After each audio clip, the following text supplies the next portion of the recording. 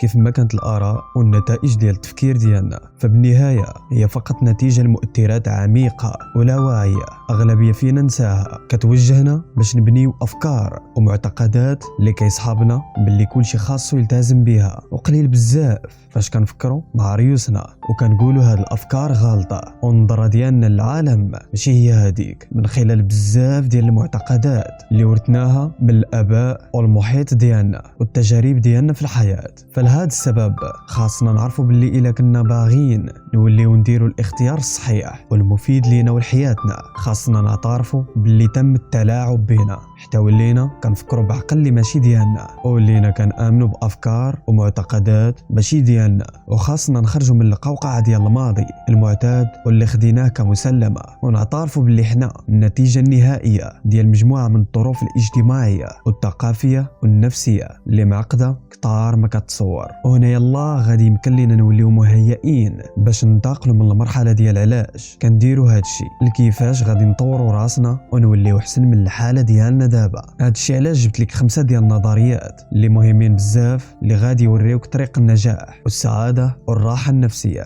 واي حاجة ايجابية، وغادي يعاونوك باش تريقلي البوصلة ديالك على النجاح.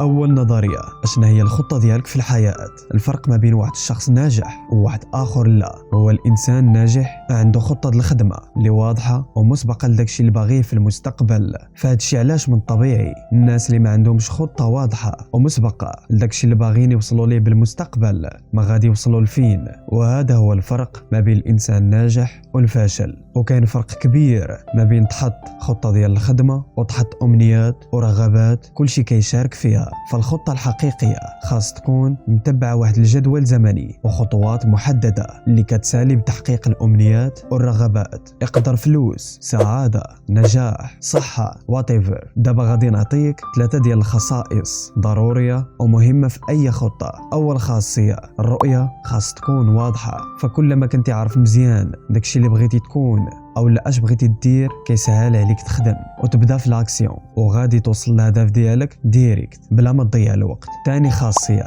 كون بحال الماء، خاصك تكون عارف باللي كاينين بزاف ديال البلانات غادي يخرجوا لك في الطريق، يعني كون مستعد باش تبدل الخطه ديال العمل ديالك ماشي من الهدف ديالك. ثالث خاصيه، الاختصار، اكتفي بهدف واحد رئيسي، حط الطاقه والجهد ديالك كامل عليه.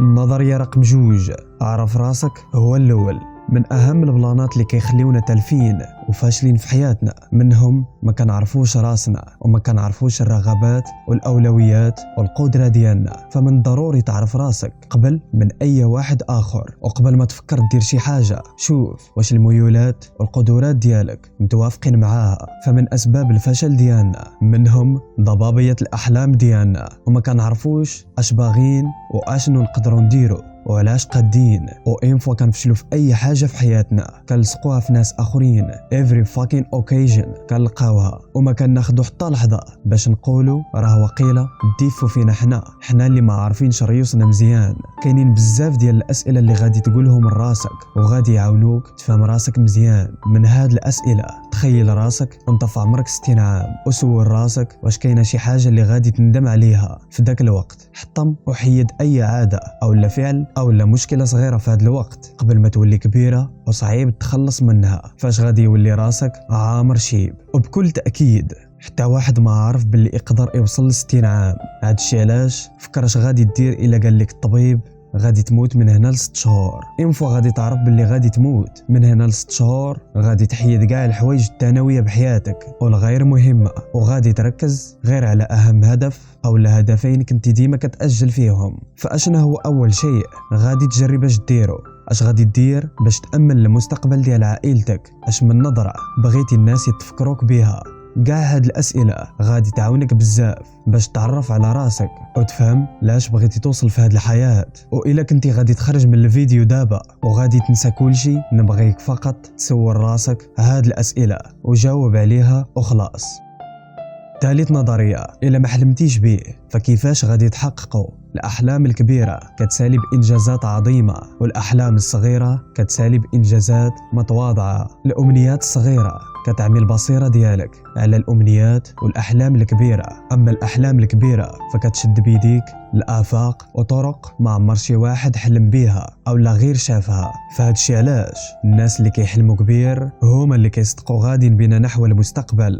منهم بزاف ديال العلماء ورجال الأعمال: أينشتاين، توماس إديسون، مارك زوكربيرغ، إيلون ماسك، جيف بيزوس، ستيف جوبز وبزاف آخرين. أما بالنسبة اللي كيفكروا بالعقل زعما ومتحفظين ما قادرين حتى يهزوا راسهم، عزيزي المشاهد، حلم كبير كخطوة أولى بهدف تحقق أي إنجاز عظيم، وكون صاحب خيال واسع باش تعرف باللي بإمكانك توصل للأهداف ديالك. وعرف باللي فاش كتجمع الحلم وقوة الإرادة ما غاديش تحقق الأحلام ديالك وخلاص، بل غادي تخلي العالم كامل يتبعك ويشد بيديك.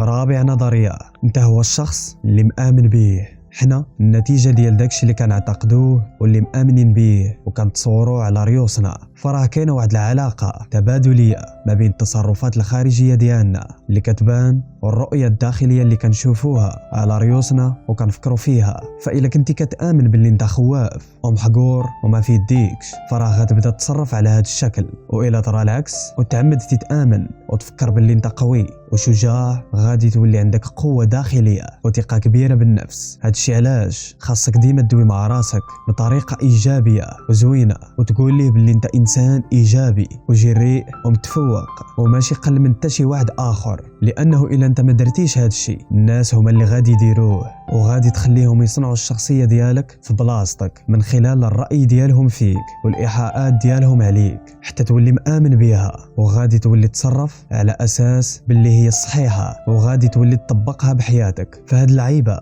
ما متعلقاش بيك غير انت، متعلقة حتى بالمحيط ديالك كامل اللي بغيتي تغيره، بحال ولادك. فإلا كنتي كتبين لهم الحوايج الإيجابية في ريوسهم عكس الخايبة، فإلا كل مرة كتوصفهم بالخوف وباللي ما تايقينش في ريوسهم وغبيين، فكل مرة كتحيد ليهم واحد الطرف من الثقة ديالهم براسهم. وبالعكس إلا كنتي كتوصفهم بالذكاء والشجاعة والتفوق، فلا واعيا غادي يخدموا باش يكونوا كيف ما وصفتيهم.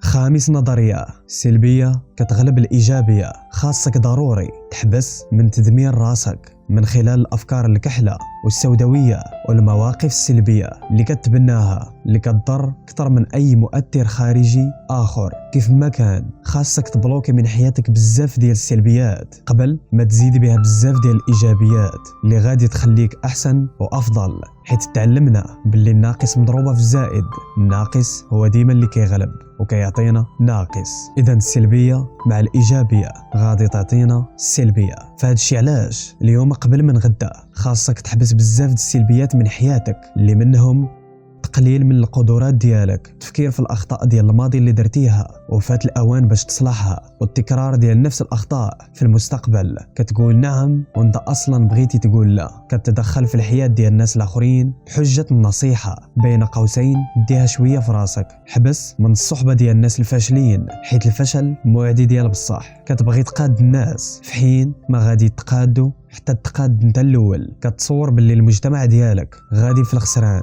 في حين واحد المثل كيقول فمن قال هلك الناس فهو اهلكهم. كيصحابك باللي انت فايت كل شيء وغير انت اللي كاين، واي حاجه قلتيها هي اللي كاينه. وهذا الشيء راه داخل في الكبر، وراه اغلب المتكبرين النهايه ديالهم هي جهنم. كيقلقوك حوايج بعاد ومازال كاع ما طراو أو لما غادي كاع يطراو. وأخيرا وليس آخرا كتخاف تجرب ودير الأخطاء.